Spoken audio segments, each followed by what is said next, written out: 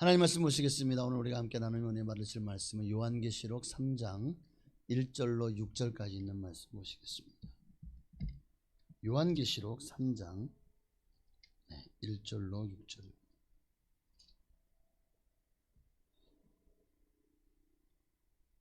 일곱 교회 중에서 벌써 5번째 교회를 우리가 함께 보도록 하겠습니다.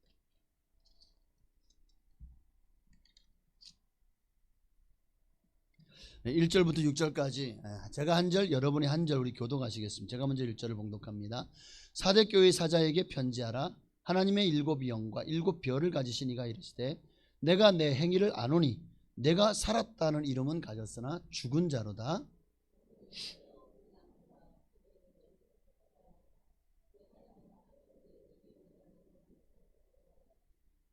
그러므로 내가 어떻게 받았으며 어떻게 들었는지 생각하고 지켜 회개하라. 만일 일깨지 아니하면 내가 도둑같이 이르리니 어느 때에 내게 이르는지 내가 알지 못하리라.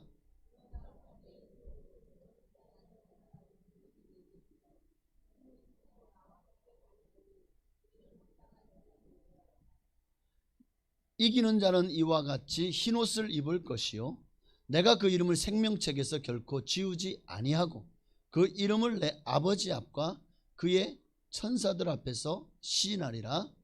귀 있는 자는 성령이 교회들에게 하시는 말씀을 들을지어다. 아멘.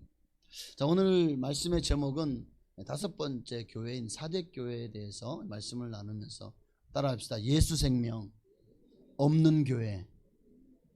예수 생명, 아니 교회에도 예수 생명이 없는 교회가 있을까요? 네, 있습니다. 오늘 본문에 있는 이 사대교회가 바로 예수 생명이 없는 교회. 살았다고 하는 이름은 있으나 죽은 자로다. 이 말씀을 가지고 이걸 어떻게 제목을 정하지? 이게 살았다고 하는 이름은 있으나 죽은 자로다. 제목이 너무 길잖아요. 그래서 이걸 어떻게 줄이지? 이걸 어떻게 설명하지? 하다가 마음속에 살았다고 하지만 실제로 죽었다. 이 말은 그들 안에 예수의 생명이 없다. 예수 생명 없는 교회다. 이렇게 예수 생명 없는 교회라는 제목이 만들어졌습니다. 굉장히 고심한 거예요, 여러분. 그냥 이렇게 딱 적어 놓으니까 얘는 아무것도 아닌 것 같지만 제가 이 제목을 정하느라고 얼마나 고심했는지 아십니까? 어느 영국의 런던에서 있었던 일이에요. 5살짜리 한 어린 소녀가 잘못돼서 넘어졌어요. 넘어졌는데 넘어지는 바람에 그만 잘못 짚혀서 손목이 부러져 버리고 말았습니다. 얼마나 아플까요? 엄마가 놀라가지고 아이고 괜찮아. 근데 엄마 내 손목이 이상해. 왜 이러지? 덜렁 내 손목이 이상해. 그러는 거예요. 손목이 구부러졌어. 손목이 이상해. 너 구부러졌어.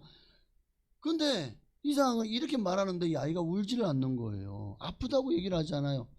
야, 이놈 참, 얘가 참을성이 많네 하고는 병원에 가서 그렇게 치료하고 고쳤어요. 7살 되었습니다. 근데 또 하루는 학교 갔다 오는데 얘가 다리를 쩔뚝 하면서 그렇게 집으로 오는 거예요. 그래서 아니 너 왜 그래? 다쳤어? 놀다가 미끄럼틀 타다가 떨어졌는데 갑자기 여기가 아파. 아니 아프단 말이에요. 아프잖아요. 여기가 이상하게 그냥 걷는데 쩔뚝쩔뚝거리네. 어휴 병원에 가보자. 가봤더니만은 이 허벅지에 있는 뼈가 금이 간 거예요. 그런데도 이거 아프다는 얘기를 안 하네. 넓적다리뼈에 금이 갔는데. 자, 여러분도 혹시 뼈가 부러진 적이 있으십니까? 골절상 당하신 적이? 막 붓고 통증이 하나도 없었나요? 아프죠? 굉장히 막 그냥 붓고 그냥 욱신욱신하면서 계속 지속적인 통증으로 밤에 잠을 못 잘 정도로 아플 경우도 아마 있을 겁니다. 자, 그런데 이 소년이 또 아프다는 얘기를 안 해요? 야, 대견하다고 또 넘어갔어요. 그런데 그 이후로도 얘가 상처가 나서 살이 찢어졌는데도 뜨거운 물에 화상을 입었는데도 나중에 보면 엄마 이상해. 여기 왜 이렇게 막 수포가 올라오고 그러지? 엄마 여기 언제 이렇게 찢어지고 피가 났지? 이러고 있는 거예요. 그래서 야, 이거 이상하다. 이거 문제다. 그제야 심각한 걸 깨닫고 그 소녀를 데리고 그 엄마가 큰 병원으로 간 거예요. 가서 그냥 엑스레이 가지고 안 되니까 또 막 검사를 해보고 피 검사를 해보고 막 조직 검사를 해보고 결론이 뭐냐? 정말 이거는 희귀병입니다. 그리고 이 병을 고칠 수 있는 약이 아직 없습니다. 이 병이 뭐냐면 신경 조직이 죽어서 아픔을 느끼지 못하는 그런 병이라고 학회에 보고된 병인데 그 병명이 뭐냐면 영어를 잠깐만요.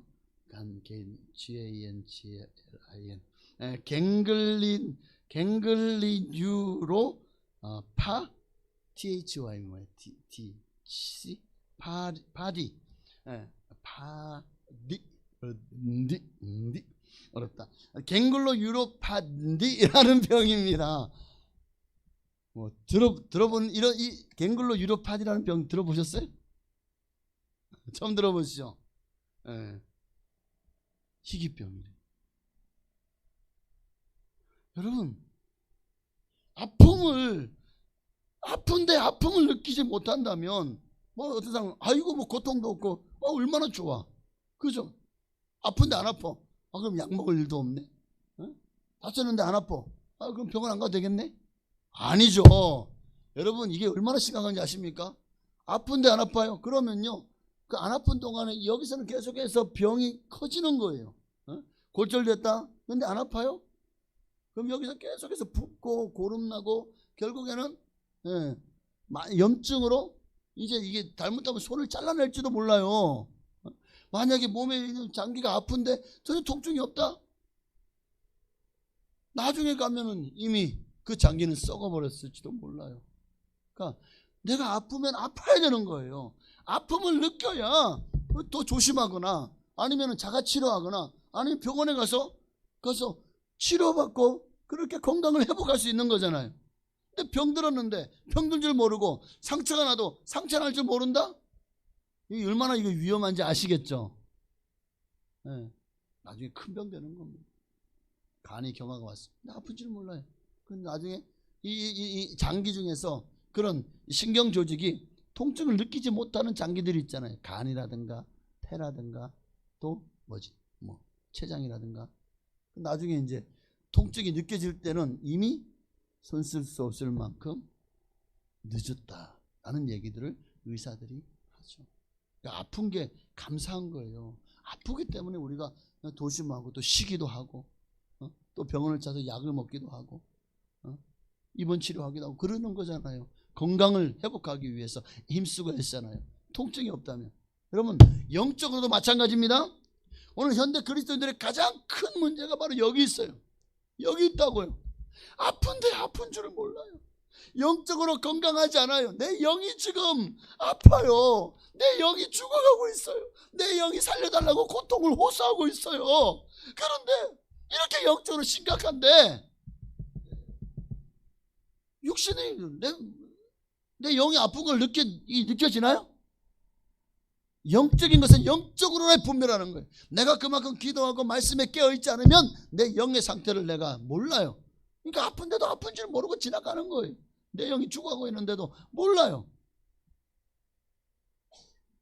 영적인 아픔이나 통증이 느껴지지 않습니까? 굉장한 위기입니다. 여러분 이미 영적 갱글리 유로파디라는 병이 지금 여러분을 찾아온 겁니다. 통증이 느껴지지 않는다고 괜찮은 줄 아십니까? 아니요. 골맞다면은 통증이 느껴지지 않는다 내버려두면 안 되잖아요. 그럼 나중에 그 고름이 온 몸에 퍼집니다. 치료해야 돼요. 수술해서라도 치료를 해야 되겠죠. 영혼이 아파야 만병의 대의사 되신 주님을 이렇게 찾아올 거 아니에요. 아이고 아파요. 좀 고쳐주세요. 근데 영이 아픈지 영혼이 아픈지를 모르니까 주님 앞에 나오질 않는 거예요. 기도하지 않는 거예요. 정말 갱글리 유로파디 같은 심각한 영적 질병에 그 사람들은 걸려 있다는 것을 빨리 깨달았으면 좋겠어요. 아파야 되는데. 오늘 본문의 사대교회가 지금 그런 상태였다는 거예요. 오늘 본문의 사대교회가 지금 그런 상태. 1절을 보십시다. 내가 내 행위를 아노니 내가 살았다 하는 이름은 가졌으나 죽은 자로다. 그러니까 사대교회인들은 지금 자기 딴에는 신앙생활 잘하고 있다고, 우리는 아프지 않다고, 우리는 건강하다고 살았다는 이름을 가진 거예요. 자칭. 자기들은 건강하다, 아무렇지도 않다, 신앙생활 잘하고 있다 라고 생각한다는 거예요. 그런데 주님이 보시는 그들의 모습은요, 죽어가고 있는 거예요. 아니, 실상은 죽은 자로다 라고 말하고 있어요. 자신들의 모습을, 그래 사람들이 볼 때, 세상이 볼 때는 살아있는 것처럼 보일지 몰라요. 4대 교인들도요, 스스로 자신들은 살아있다고 착각하고 있었다는 거예요. 지금은 우리가 이제 없지만 옛날에는 겨울철이 되면 집집마다, 아주 옛날에, 지금 저희도 한때 저희 시골에 내려갔을 때 군 부를 때는 그 집에서 한 2년을 살았어요. 그런데 그 군 부를 때는 이제 내 방은 내가 데우래. 그래가지고 제가 또 그냥 그 집단 가지고 와가지고 그냥 불 넣고 막 군불 넣고 막 거기다 나무 넣고 그냥 온갖 그냥 집어넣으면서, 그래 떼야 또 그날 밤에 또 따뜻하게 잠을 자죠. 그런데도 옛날 집은 왜 이렇게 추워요? 그때도 지금도 그때 그 추위가 아주 살을 내리는 그 이제 겨울이, 한겨울에는요, 밑에도 군불을 떼고 집에 있어도 이불을 뒤집어 써도 추워요. 막 하면 그냥 입김이 훅 나와요. 그 방 안에 있어도 그 문이 창호실 문이었다고요. 되게 추웠어요. 자, 그 추위를 막기 위해서 옛날에는 뭐가 있었죠? 화로가 있었다고요. 화로가. 옛날에는 다리미가 없었잖아요. 그 화로에다가 시꺼먼 걸 옷 다리고 막 그랬었어요? 혹시 그런 기억이 있으신 분이 계신지 모르겠습니다.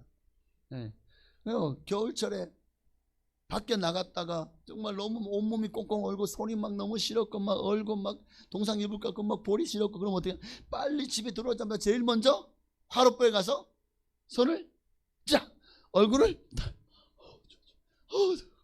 살겠네 이래야 되는데, 딱 갖다 대는데 냉기가 확 올라와. 보니까 불씨가 꺼졌어. 그러면 어떨까요? 더 춥겠죠. 그렇다 추운데 아마 더 추위를 견뎌야 되지 않겠습니까? 여러분, 4대 교회의 모습이 이렇게 불이 꺼진 화로와 같았다는 거죠. 자, 사실 4대 교회는 굉장히 모든 게 풍요롭고 부유한 교회였습니다. 모든 걸 갖추고 있는, 그러니까 그들 스스로도 살아있다고 느낄 만큼 교회에서 갖춰야 될 모든 걸 갖춘 교회처럼 보였어요. 누가 봐도 살아있는 교회라고 생각할 만큼 정말 아마 모이기도 힘썼을 겁니다. 예배나 봉사도 잘 행해졌을 거예요. 뭐 각종 체계적인 교육도 있고 또 프로그램도 있고, 모이면 기도하고 흩어지면 또 전도도 열심히 하는 그런 교회였을 거예요. 그러나 여러분, 겉으로 보기에는 화려한 겉모습에 속으면 안 돼요. 주님이 보실 때가 중요한 거예요. 주님이 보시니까 정작 그들 속에 뭐가 빠졌어요? 알맹이가 빠졌어요. 복음이 빠졌어요. 그들 속에 예수가 없어요. 살았다고 하는 이름은 있지만 실상은 그들 안에서 예수 생명을 찾을 수가 없었다고요. 내 안에 예수님이 살아계셔야 되는데, 사도교 성도들 속에는 예수님이 안 계세요. 온갖 세상 잡다한 돈을 사랑하고 명예를 사랑하고 또 직업을 통해서 막 부와 기와 명예를, 또 그냥 성공을 좋아하는 거, 그것들이 그들의 우상이 되어 있었던 거예요. 예수님을 찾아볼 수가 없어요. 그러니 살았다는 이름은 있으나 실상은 예수 생명을 찾을 수 없는 죽은 교회였던 겁니다. 그들이 삶 속에 주님과의 친밀한 사귐이 없어요. 그들 안에 실제로 예수님이, 성령님이 계시지 않은 그런 교회, 그러니까 그 교회 안에 예수가 없고 성령님이 안 계시니 사람들은 가득한데 정작 영적인 예수 성령님이 안 계셔요. 그 이게 어떤 냄새를만 가득한 교회일까요? 사람 냄새만 가득한 교회예요. 사람의 계획, 사람의 생각, 그것들이 그 교회를 좌지우지하는 그런 교회가 되어 있었던 거예요. 교회 안에, 오늘 우리 교회도 마찬가지입니다. 아무리 크고 화려해도, 아무리 잘 지어놓고, 아무리 뭐든 프로그램이 좋고 교회가 참 잘 운영되어져 가도 그 안에 예수 생명이 없다면 죽은 교회입니다. 이 시대 교회도 보면 보십시오. 교회들마다 얼마나 잘 갖춰놓은 대형 교회, 중형 교회들, 무리교나 정말 유명한 교회들 보십시오. 얼마나 잘 갖춰져 있습니까? 주일마다 얼마나 많은 성도들이 모여가지고 아름다운 예배를 드립니까? 조직도 얼마나 잘 돼 있죠? 훌륭한 프로그램도 넘쳐나죠. 또 교회마다 그런 교회들 물질이 넘쳐나요. 그래서 막 그냥 선교도 하고 많이 섬기고 나누기도 합니다. 자, 사람들은 정말 좋은 일 하네, 살아있고 능력이 있다고 생각을 하겠죠. 자, 과연 그럴까요? 오늘날 이 시대의 한국교회를 바라보면서 주님이 과연 모든 교회가 다 내 마음에 흡족하다, 다 살아있구나, 영이 살아있고 옛 생명으로 충만하구나, 성령님과 동행하는구나, 여러분 다 그렇게 느껴질까요? 아니요. 이 시대는 사대교회와 같고, 이 시대는 이제 다다음 주에 우리가 함께 볼 라오디게와 교회와 같습니다. 지금 너무 말세지만 주님 오실 날 너무 가까웠기 때문에 좀 경종을 울려야 되겠다는 그런. 근데 말씀 전하시는데 갑자기 이거 전하고 나서 이스라엘과 팔레스타인 전쟁이 지금 터진 거예요. 그렇죠? 중동 전쟁으로 지금 막. 그러니까 하나님이 여러분들에게 경각심을 주기 위해서 아마 저에게 또 갑자기 이렇게 요한계시록의 말씀을 전하게 하신 게 아닌가 생각됩니다. 지금 깨어 있으라는 거예요. 깨어나라. 네, 졸지 말고 깰지어다. 우리 교회도 한번 점검해 보십시다. 네? 예배 때마다 정말 살아계신 주님이 우리 교회 임재하고 계실까요? 계십니까? 실제로 성령께서 오늘 이 시간 우리와 함께 동행하시고 우리 예배 가운데 정말 함께 하셔서 우리에게 성령의 뜨거운 은혜를, 또 성령의 불을 지금 내려주시고 있습니까? 아니면 어느새 우리 성령님들로 교회는 나왔지만 주님은 뒷전이 그냥 교회에 나와 예배 드리니까 드리는 거고, 그냥 지루하고 힘들고 빨리 예배 끝났으면 좋겠고, 그래요? 아니면 사람들의 계획과 생각과 인간적인 전통이 교회를 지배하고 있지 않습니까? 목사님, 우리 교회는 이런 순서가 없어요? 왜 우리 성경 봉독이 없어요? 왜 우리는 맨날 통성기도해요? 어떤 교회는 그냥 풍악을 울리고 그러다가 이제 딱 시간 되면 자, 이제 시간이 되었으므로 주일 낮 예배를 경건하게 드리겠습니다. 왜 이렇게 안 해요? 왜 우리는 막 찬양하고 막 방정맞게 막 그냥 막 기도하고 막 그냥 부르짖어 기도하고 막 그래요? 왜 방언해요? 여러분 얼마든지 이런 사람들이 있을 수 있죠. 네, 맞습니다.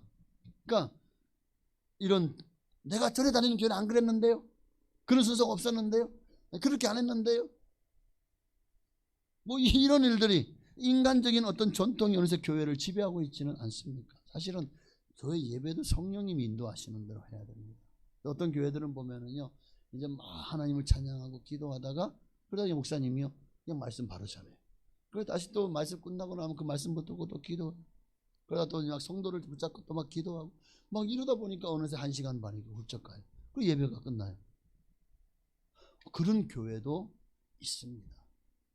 저희 지방에도 그렇게 해서 예배 드리는 교회가 있어요. 모든 교회가 다 같을 수는 없지만 중요한 것은 이 예배를 하나님이 받으시냐는 거예요. 그만큼 여러분이 영과 진리로 주님 앞에 나와 예배 드리고 있습니까? 여러분 정말 더 심각한 거는 우리 성도님들 개개인의 신앙이라고 생각합니다. 그래서 겉으로 보기엔 누가 봐도 살아있는 크리스찬처럼 보여요. 출석도 잘해요, 예배도 잘 드려요, 봉사도 잘해요, 헌금도 잘해요, 경건한 모습으로 사람들 앞에 정말 신실한 모습으로 그렇게 신앙생활하는 것을 보여줘요. 자, 이만하면 살아있는 것처럼 보이죠. 그런데 말입니다, 돌아서서 교회를 나가면 어느새 막 화도 잘 내요, 성질도 잘 부려요, 거짓말도 잘해요. 교회 안에서 그 신실한 모습이 사라졌어요. 그리고 어느새 돈을 더 좋아해요. 막 돈 앞에서 막 그냥 지갑을 주면 입마이 포켓 해버려요. 자, 지나가다가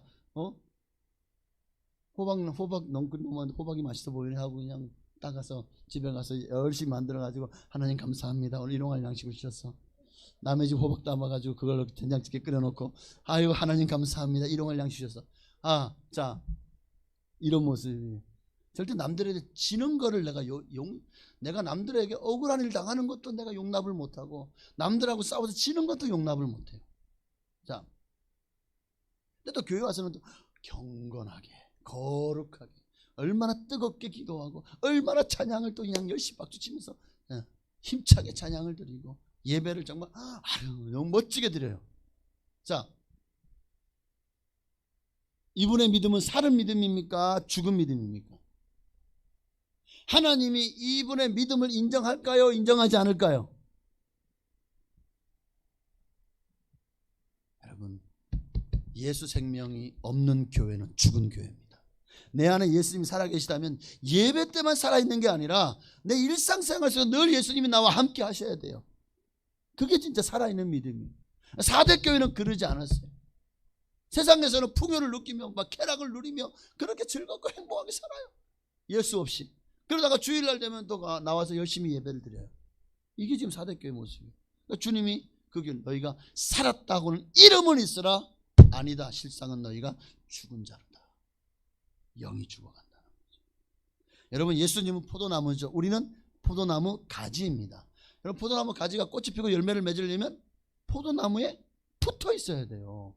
그래야 영양분을 공급받고 그래야 살지 않겠습니까? 우리가 살려면 예수님께 붙어 있어야 돼요. 내 안에 예수 생명으로 충만해야 내가 삽니다. 오늘 예수 없이 살 수 있을까요? 예수 없는 믿음이 믿음입니까? 어느 교회가 이 미국에 있는 교회인데 한 흑인이 그 동네에 와서 그만 자기 집으로 가지를 못했어요. 차 시간을 놓쳐가지고. 그래서 그 다음날 아침에 주일이 되었습니다. 이제 가까운 교회에 가서 예배드리러 교회를 들어갑니다. 그런데 갑자기 교회 들어가려고 하는데 교회 입구에서 어떤 안내 보는 분들이 NO! 들어오지 마십시오. 아니, 예배드리러 왔는데 왜 막으십니까? NO! 우리 교회는 백인들이만 모여서 예배드리는 교회입니다. 당신이 백인입니까? 아니, 저 흑인인데요. 당신은 우리 교회 들어올 자격이 없어요. 나가세요. 하고는 끝내 이분이 제발 그럼 저 구석이라도 우리가 거기서 쪼그리고 나서 제가 예배 드릴 테니까 제발 좀 예배 드리게 해주세요. 아니면 여기 문 앞에 옆에서 서서라도 제가 창문 너머로 예배 드릴 테니까 안 돼요. 가세요. 하고는 그냥 쫓아내버린 거예요. 그러니까 울면서 나 너무 오늘 주일 예배 드려야 돼. 예배 드리고 싶은데 예배를 못 드리라고 이제 저 멀리 가가지고 거기서 서가지고 교회를 바라보면서 울어요. 울고 있어요. 근데 울고 있는데 옆에 보니까 어느새 한 분이 와가지고 같이 울고 있어요. 당신은 왜 울고 있어요? 나도 그 교회에서 쫓겨났다. 나도 그 교회 못 들어가. 그 교회 성도들이 나를 받아들여주지 않아. 당신은 누구십니까? 영의 눈이 열려보니까 예수님인 거예요. 주님은 차별하지 않으십니다. 그런데 사람이요? 차별합니다. 우리 교회는 백인들만 예배 드릴 수 있는 교회입니다.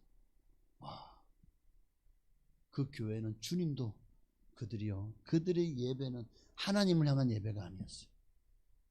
종교적인 형식적인 그런 예배, 그들의 생각과 사상과 그들의 계획과 그들의 금송아지 하나님을 섬기는 그런 예배당이었던 거예요 라고 생각을 합니다. 금송아지를 향해서도 이스라엘 백성들이 뭐라고 했죠? 엘로힘의 하나님이라고 했잖아요. 그러니 오늘 우리의 예배의 모습에도 그런 모습이 보이지는 않습니까? 오늘도 주일 수많은 사람들이요, 우리 한국교회 수많은 교회들마다 다 나와 예배 드리고 있지만 정말 그 중에 진실한 마음으로 주님을 영과 진리로 예배하는 하나님은 그 사람을 예배자를 찾고 계신데 얼마나 많은 교회에서 얼마나 많은 성도들이 진실한 예배자로 주님 앞에 서서 예배를 드릴까요? 그런 성도가 얼마나 될까요? 그렇게 그 예배를 통해서 주님을 만나고 성령 충만 받아서 돌아가는 교인들이 과연 얼마나 될까요? 오늘 지금도 여러분 다 예배 드립니다. 돌아갈 때 정말 주님을 만나고 돌아가는 분이 몇 분이 되는지 제가 인터뷰를 할까요? 주님 만나셨습니까? 오늘 인사는 주님 만나셨습니까? 한 명. 주님 못 만났어요. 두 명. 자, 이러면 시험 들 것 같아서 제가 안 합니다만 하여튼 여러분, 예배는 주님께 드리는 거잖아요. 내 모든 것을 다 드려 주님께 영광 돌리는 게 예배예요. 나를 영적인 산 제물로 드리는 것이 예배입니다. 그런데 어느새 우리의 예배가 그러지 못하다면 심각한 문제, 4대 교회와 같은 문제라고요. 예배는 진부해지고 하나님으로부터 예수님부터 예배로부터 마음이 멀어져요. 신앙생활은 형식화되고 어느새 내가 기독교인이라고는 이름만 남아있다면 말로는 하나님 사랑합니다, 다 하나님의 은혜입니다. 말은 잘해, 부르짖기도 잘해요. 그런데 그러면서도 내 마음에 아무런 감격도 감동도 없어요. 어느새 가슴은 싸늘하게 식어져 있어요. 영이 벌써 죽은 거예요. 그런데 이름만, 기독교라는 명함만, 집사라는 권사라는 명함만 남아있기에 죽은 줄도 모르고 신앙생활을 하고 있는 거예요. 그러면 이 모습이 바로 4대 교회의 모습인 거예요. 자, 이 4대 교회는, 오늘 이 4대 교회는 어쩌다 이거 죽은 교회가 되었을까요? 우리 이걸 알아야 되겠죠. 당시 4대 교회는 4대라는 도시는 고대 세계에서 가장 유명한 도시 중에 하나였습니다. 그 도시가 위치하고 있는 지리적 요건 때문에 굉장히 상업이 발달한 그 중심 도시, 섬유산업과 보석산업이 발달해서 정말 그 지역 사람들이 다 부요를 누리고 있었어요. 그런 말미암아 정말 뭐 돈이 많으니까 하는 일이 뭡니까? 사치와 쾌락이 만연하겠죠. 그렇게 부가 가득하고 사치와 쾌락이 가득한 도시가 바로 4대. 이 4대의 교회가 세워진 거예요. 문제는 이 부요함이 성도들에게 독이 된 거죠. 이게 세속화를 가중시켜버린 거예요. 4대 교회는 죽은 교회의, 지금도 죽은 교회의 모델이 되었습니다. 오늘 이 교회를 통해서 주님은 우리에게도 경고하고 있습니다. 너희 안에 예수 생명이 없다면 너희도 살았다고 하는 이름은 있지만 실상은 너희도 죽은 자다. 4대 교회는 정말 왜 4대 교회가 이렇게 세속화되고 죽은, 결국 살았다고 하는 이름은 있으나 죽은 자가 되었을까? 맞습니다. 당시 참 교회가 너무 평안했기 때문에 문제가 없어요. 자, 우리가 앞에서 본 교회들은 보면은 교회들마다 엄청난 환난과 시련과 핍박이 있었죠. 그런데 이 4대 교회는 핍박이 없어요. 왜? 거기에는 황제 숭배에 대해서 크게 관여하지 않는 도시였어요. 또 다른 교회는 우상 숭배나 이단이 들어와서 얼마나 극심한 어려움을 겪었어요. 그런데 4대 교회는 이단도 안 들어왔어요. 우상 숭배도 없어요. 다른 지역처럼 성도를 괴롭히는 유대인들도 와서 막 그들을 괴롭히지 않아요. 환난도 시험도 핍박도 없는 그야말로 평안하고 또 그들 보기에 너무나도 형통한 교회였어요. 그러니까 모두가 부러워할 만한 그런 환경을 가진 거죠. 교회가 평안해요. 아무 문제도 없어요. 그런데 사실 이게 문제인 거예요. 너무 평안한 게, 평안함만 찾지 마십시오. 그러면 우리의 믿음이 식어지게 되어 있습니다. 어려움이 없으니까 어느새 주님과 깊은 교제도 끊어집니다. 기도도 뜨거워지지 않고 기도도 점점 식어집니다. 뭐 신앙생활은 물론 잘할지 몰라요. 모이기도 잘하고 봉사도 잘하고. 근데 간절히 매달려 주라고 기도할 기도의 제목이 없어요. 부르짖을 이유가 없으니까 기도하지 않아요. 뭐 다른 거 다 잘 되니까 뭐 더 이상 주님이 필요하지 않아요.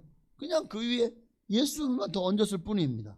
그러니까 예수만이 내 전부일 필요도 없고 뭐 아무 문제가 없어요. 예수 아니면 못 살 것도 없어요. 여기서 4대 교회가 신앙의 생명력을 잃어버린 거예요.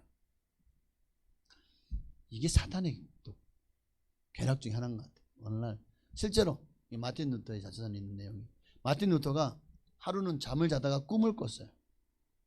근데 사탄이 그 부하들과 함께 모여서 기독교인들을 어떻게 하면 박멸할 수 있을까, 그런 기독교인 박멸 작전을 지금 꾸미고 있었습니다.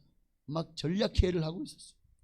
첫 번째 부하가 보고합니다. 사탄이 제가 예수쟁이를 넘어뜨리기 위해서 저 사막을 걸어가는 예수쟁이들에게 제가 사자를 보내고 또 정갈도 보냈습니다. 그런데요, 그들이 사자 앞에서도요, 그 사자를 하고 잡아먹으려 하는데도 그 앞에서 평화롭게 기도를 하더라고요. 그래서 실패했습니다. 그를 넘어뜨리고 시험 들게 하는, 그를 예수를 버리게 하는 데 실패했어요. 두 번째 부하가 또 보고합니다. 저는요, 바다를 항해하는 그 예수꾼들에게 제가 폭풍을 일으켰습니다. 그랬더니 그들이 그 폭풍이면 아이고 살려줘, 아이고 나 살아라 엄마, 이럴 줄 알았는데 이들이 그 폭풍 속에서도 찬송을 부르고 있네.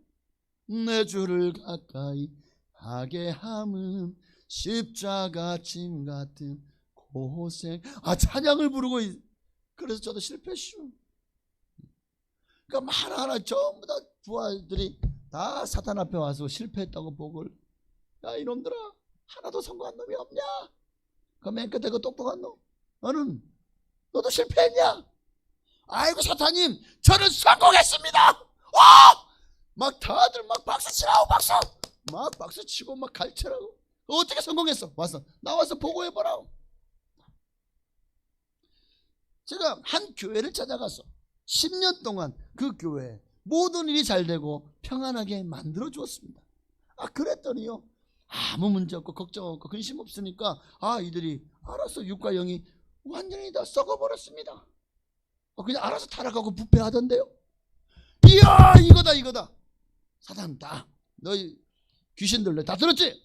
이제부터 너희 전략은 사람들의 삶을 평안하게 해줘라. 걱정 근심 없다고 그렇게 그들을 미혹해라. 그러면 알아서 그들이 부패하고 사대교회처럼 될 거야.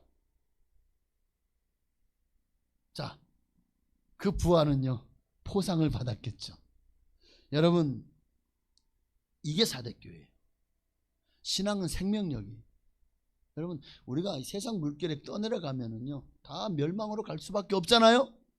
그러나 우리는 이 세상의 물결을 거슬러 올라가는 사람들입니다. 물고기가 물살을 거슬러 올라가듯이 살아있는 신앙도 이 세상에 악과 싸우고 유혹과 싸우고 시험과 싸우면서 우리는 믿음으로 전진해 나가는 사람들이 되어야 됩니다. 아무리 어려운 싸움이 있다고 할지라도 우리 안에 예수 생명으로 힘을 얻고 강하고 담대하게 전진해 나아가는 여러분 되시기를 바랍니다. 그럴 때 우리는 승리할 수 있습니다. 도리어 시련이 우리에게 복인 거예요. 우리가 고난당하기 전에 내가 그릇 행하였더니 이제는 주의 말씀을 지키나? 맞습니다. 정말 아무런 어려움이 없을 때 우리는 어려움이 없어요. 평안해요. 그러면 경계를 풀게 돼요. 그때가 가장 위험한 때예요. 그때가 사단이 가장 틈을 잘 때. 왜냐하면 우리가 무사 안일에 빠지게 되기 때문에. 나중에 그렇게 살다 보면 겉모양은 살아있으나 실제 생명력은 다 상실한 그런 죽은 신앙인이 될 수밖에 없겠죠. 그러니까 평안할 때 여러분 좋은 게 아니에요. 더 경계하셔야 됩니다. 더 기도하셔야 됩니다. 가장 위험한 때이기 때문에. 자, 사대교회가 가장 안타까운 점이 바로 거기서 실상은 죽었어요. 그런데 이 교회 성도들은 그걸 몰랐어요. 스스로는 살아있다고 믿었다는 거예요. 오늘 우리 가장 큰 문제가 뭐냐면 내가 지금 나는 이만하면 잘 믿고 있다고 착각하는 거예요. 사대교회 성도들이 그렇게 빠져요. 우리는 살아있다, 우리는 잘 믿고 있다, 우리는 천국 갈 거다 하고 확신하는 거예요. 그런데 예수님 보시니까 야, 너희 안에 예수 생명 없는데 너희 죽었어. 이거를 깨닫지 못하고 알지 못해. 바리새인들의 모습도 그와 같지 않습니까? 우리는 우리만큼 신앙생활 잘하는 사람은 없다고. 바리새인들은요, 자기들 본받으라고 그렇게 자랑하고 다니지 않았습니까? 그래서 예수님이 그들 향해 뭐라고 그랬습니까? 독사의 자식들아, 화 있을진저 너희만 지옥 가면 되지, 너희만 구렁이 빠지면 되지, 너희 따라가는 사람들 다 너희가 함께 소경되게 하고 다 구덩이에 빠지게 한다. 이 회칠한 무덤 같은 놈들아, 배나 너희를 따르려고 하는 사람을 지옥 자식이 만드는구나. 와, 주님은 그들을 향해서 너희는 지금 잘 믿고 있는 게 아니다라고 꼬집어줍니다. 근데 이들은 영적으로 눈이 감기고 기가 막혀서 주님의 음성을 듣지를 못해요. 여러분, 정신병원에 입원한 환자들을 보면은요, 그들은 걱정이 없어요. 평안해요. 도리어 그 환자의 가족들, 남들은요, 걱정하면 안타까워요. 어떻게 빨리 고침받아야 되는데, 어떻게 빨리 나야 되는데. 정작 자신들은 태평합니다. 왜 그런지 아세요? 자기들의 실상을 모르기 때문에. 나 멀쩡한데 그러고 있다니까요. 나 왜 여기 와 있지? 나 내보내줘 그러는 거예요. 나는 아무 질병도 없는데 왜 나를 여기 가뒀냐고. 그러면 죽을 뼈에 걸렸는데 내가 건강하다고 믿는 것, 이것보다 더 비참한 일이 없을 겁니다. 오늘 사대교회를 향해서 죽었다고 선언하십니다. 그런데요, 그 주님이 너는 죽었으니까 끝? 아니요. 주님은 참 좋으신 분이에요. 그들에게 살 길을 다시 열어주십니다. 네? 어떻게 해요? 2절에 보니까 살 길을 열어주는 거고, 2절에 너는 일깨워 그 남은 바 죽게 된 것을 굳건하게 하라. 너는 일깨워. 또 3절에도 보면 만일 일깨지 아니하면, 일깨다는 말이 뭡니까? 정신을 차리라는 말입니다. 우리 현대인들 보면 몽롱한 걸 좋아해요. 그저 뭔가 그냥 푹 빠져 살고 싶어 해요. 맑은 정신도 어떻게 하든지 몽롱하게 만들려고 담배를 피워요. 담배를 피우면 뻥 간다, 뭐 진짜 그런가요? 담배를 피우면 막 정신이 몽롱해지는가요? 네? 여러분은 안 피워보셨구나. 제가 잘못 질문해서 죄송합니다. 역시. 술을 마시면 또 막 그냥 또 술에 취하면 또 몽롱해집니까? 아무도 모르시는 거죠? 네, 감사합니다. 그래서 담배를 피우고 술을 마시고 또 도박에 빠지고 마약을 하고 그런다는 거예요. 그렇게 세상 시름 걱정 근심을 잊어버린, 그러나 깨어나면은요 숙취에 그냥 온갖 질병이 이제 그들을 떠나지 않게 되겠죠. 정신 차려야 됩니다. 몽롱하게 세상에 끌려가서 살아서는 안 된다고요. 지금 마귀가 여러분을 그냥 몽롱하게 만들어서 미혹해서 여러분을 넘어뜨리려고 하고 모든 방법과 썰을 다 동원하고 있는데, 우는 사자와 같이 삼키자를 찾고 있는데 여러분 그들에게 삼킴을 당하시겠습니까? 정신 차려야죠. 호랑이 굴에 들어가도, 호랑이 굴에 끌려 들어가도 정신만 차리면 산다. 지금 여러분 정신 차리셨죠? 이제 여러분의 신앙생활 지금 이대로 괜찮으신 건가요? 지금 내 생활 이대로 하나님 앞에 서도 되겠습니까? 우리는 끊임없이 나 자신에게 물어봐야 돼. 끊임없이 영적으로 깨어있게 해달라고, 졸지 말고 깨어있게 해달라고 기도해야 될 줄로 믿습니다. 깨어있어야 돼요. 몽롱하면 큰일 납니다. 저는 올 때 저희 아버지가 배운 게 없어가지고 저 강원도 삼척군 동전면, 나중에 태백시가 됐는데 거기 탄광촌에서 일했어요. 그 탄광촌에서 이제 또 돌꾸지라고 하는 마을에 이 사택들을 이렇게 지어놨는데 허접하게 지어놨죠. 거기 들어가 살았어요. 그런데 그때 연단을 때는데 얼마나 심심하면 연탄가스를 마시네. 학교를 많이 빼먹었어요. 연탄가스를 마셔가지고 여름에는 괜찮아요. 겨울에 특히 여러분 막 그냥 아침에 막 그냥 머리가 깨어질 것 같이 아프고 막 속이 메스껍고 막 구토가 나고 그러면 아이고 야 유성아 정신 차려봐라 하고 막 볼따기 때려. 정신 차려봐라. 그리고 빨리 나와라 하고 맑은 공기 세워주고 문을 열고, 그리고는 뭘 가져오죠? 김치국물 한 사발. 이거 빨리 마셔라. 정신 차리게 하려고. 한 번은 정말 심하게 연탄가스에 중독이 됐어요. 일단화탄소에. 그래가지고 근데 겨우 정신을 차렸어.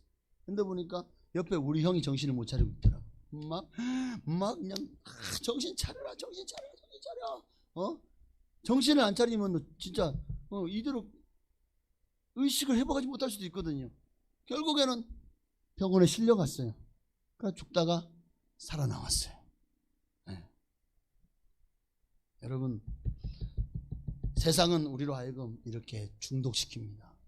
정신을 못 차리게, 몽롱하게, 비몽사몽간에 그냥 마약 끄는 대로 그냥 끌려다니고, 그게 좋은 줄 알고, 그게 최고인 줄 알고 그렇게 살아가도록, 우리로 하여금 영적인 것에 정신을 못 차리도록 세상 가운데 우리를 몽롱하게 만들어버리는 거예요. 온갖 것에 중독시켜버려요. 지금 우리가 세상에 중독돼 살 때가 아닙니다. 정신 차려야 됩니다. 일깨워야 됩니다. 깨어나야 됩니다. 그리고 그 남은 바 죽게 된 것을 굳건하게 해야 됩니다. 여러분, 주님이 죽었다고 사대교회에 선언했지만, 그러나 그 남은 바 죽게 된 것을, 그러니까 완전히 신앙이 꺼진 게 아니라 불씨가 남아있다는 거예요. 다 사그러진 것 같지만 아직 그 남아있어요. 그 불씨라도 이 남은 것에 소망이 있어요. 이 불씨만 살리면 다시 식어진 가슴에 불이 붙는 거예요. 성령의 불이 붙는다고요. 주님께서 남겨주신 것을 우리는 끝까지 살려내야 됩니다.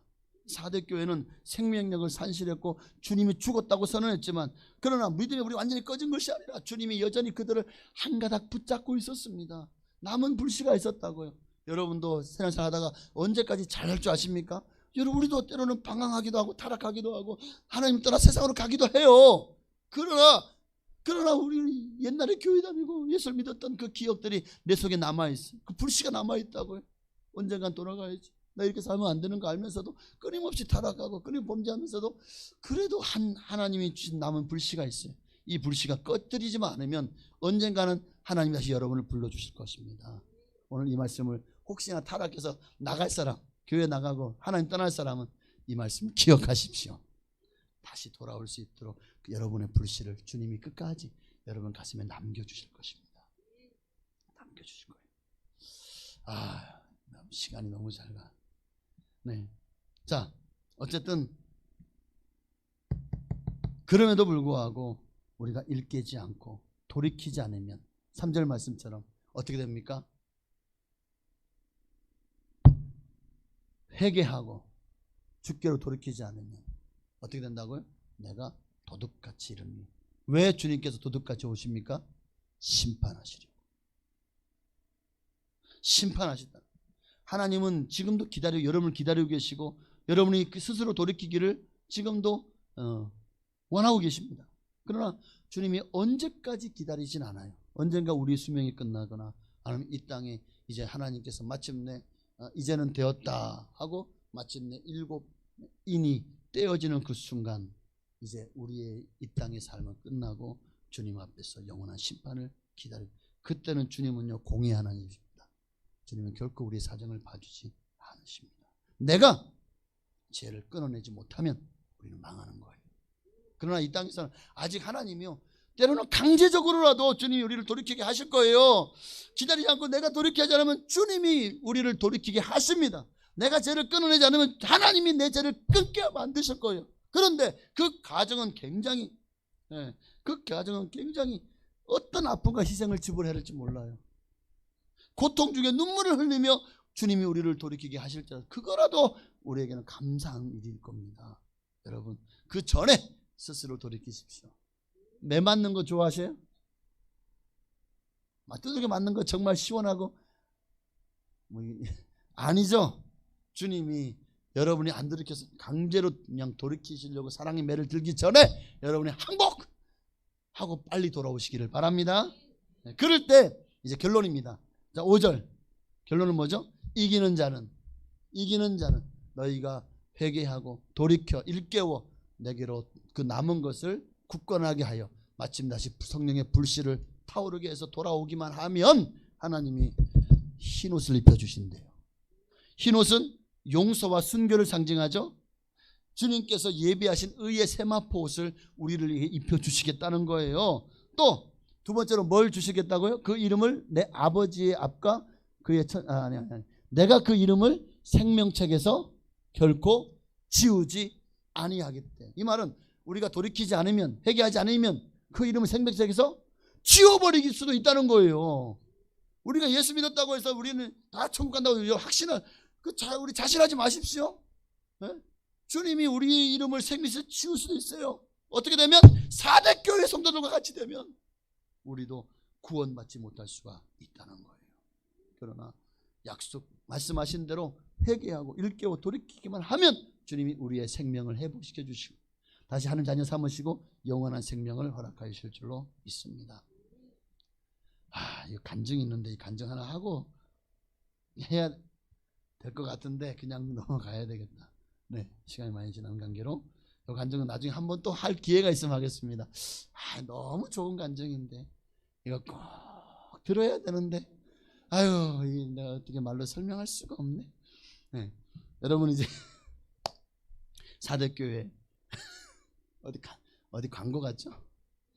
네, 남은 것을 돌이키시고 여러분 다 이기는 자가 되시기를. 그래서